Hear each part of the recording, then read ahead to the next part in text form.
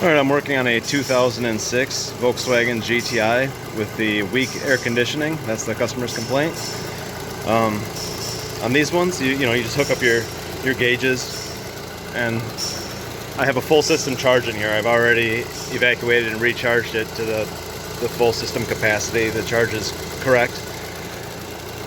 If you look at your gauges, you can see the low side's not being pulled very low, and the high side is also pretty low. The pressure, deviation between the high and low is just not enough. So on these, it ends up being a pressure control valve. I'll lift it up and show you. All right, so if you pull the belly pan off and you look up at your AC compressor, you can see that the control valve just plugs into the back of the compressor, right where this plug is.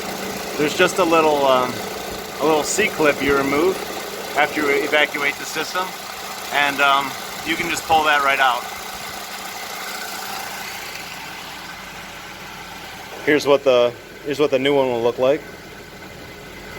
You want to put some refrigerant oil on the O-rings before you stick it in there, and that'll take care of the problem. The way these compressors work, they don't have clutches off the front of them any longer.